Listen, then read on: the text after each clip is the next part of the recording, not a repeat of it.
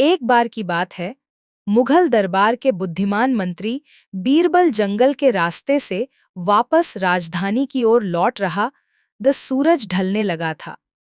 रास्ते में उन्हें एक छोटा सा गांव दिखाई दिया, लेकिन जैसे ही बीरबल की नजर गांव पर पड़ी, उन्हें कुछ अजीब सा महसूस हुआ। गांव में बिल्कुल भी हलचल नहीं थी। चौपाल पर किसी तरह की बातचीत हो रही थी।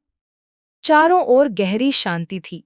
बीरबल की तेज नजरें तुरंत समझ गईं कि मामला साधारण नहीं है। सच्चाई जानने के लिए वह धीरे धीरे गांव वालों की ओर बढ़े और विनम्र स्वर में उनसे पूछने लगे। क्या बात है? सब कुशल मंगल तो है? गांव में इतनी खामोशी क्यों छाई हुई है? न कहीं हंसी की आवाज, न किसी काम की हलचल। क्या कोई परेशानी है? बीरबल जी, आप हमारे गांव में आए, यह हमारे लिए बहुत बड़ा सौभाग्य है। आपके चरण पड़ते ही हमारा गांव धन्य हो गया। हमने आपकी बुद्धिमानी के किस्से बहुत सुने हैं। कहते हैं जहां आप पहुंच जाते हैं, वहां न्याय जरूर मिलता है।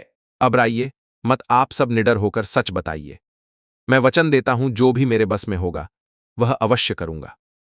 पर याद रखिए, न्याय तभी मिलता है जब लोग सच बोलने का साहस करते हैं। हुजूर, हमारा मुखिया आधी फसल करके नाम पर ले लेता है। हम दिन रात मेहनत करते हैं लेकिन घर में अनाज तक नहीं बचता। और जब हम पूछते हैं तो कहता है यह राजा का आदेश है। अगर विरोध करो तो धमकी देता है। मुखिया तेजी से आता है। अरे बीरबल जी, आप हमारे गांव में आए हैं? जैसे ही मुझे खबर मिली, मैं तुरंत आपसे मिलने दौड़ा चला आया। मुखिया जी, आपका स्वागत तो बहुत गर्मजोशी से भरा है, पर मैं देख रहा हूँ गांव में कुछ ज्यादा ही शांति है। क्या बात है? सब कुशल तो है?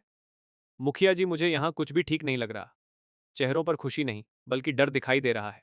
इसलिए अब मैं अपने तरीके से सच्चाई का पता लगाऊंगा। सुनो सब लोग, कल सुबह यहाँ चौपाल में 2 मटके रखे जाएंगे। एक मटका पानी से भरा होगा और दूसरा बिल्कुल खाली। जिसे लगता है कि मुखिया न्याय करता है, वह पानी वाले मटके में एक कंकड़ डालेगा, और जिसे लगता है कि उसके साथ अन्याय हुआ है, वह खाली मटके में कंकड़ डालेगा।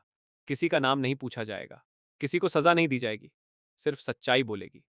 यह सुनते ही गांव वालों के दिलों में उम्मीद की हल्की सी रोशनी जगी और मुखिया के चेहरे की मुस्कान फीकी पड़ने लगी। एक कर गांव वाले आगे बढ़ने लगे।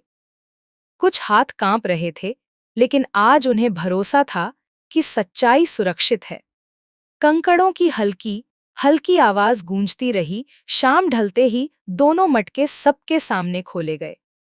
खाली मटका कंकड़ों से लबालब भरा हुआ था और पानी वाला मटका लगभग खाली। देख लीजिए मुखिया जी, आप कितने सच्चे और दयालु हैं, यह अब पूरे गांव के सामने स्पष्ट हो चुका है। सच्चाई को छुपाया जा सकता है लेकिन मिटाया नहीं जा सकता। जो नेता अपने लोगों को डराकर शासन करे, वह इस पद के योग्य नहीं। आज से आप इस गांव के मुखिया नहीं रहे। उस दिन गांव ने सीखा, डर हमेशा अस्थायी होता है, पर सच्चाई की जीत स्थायी।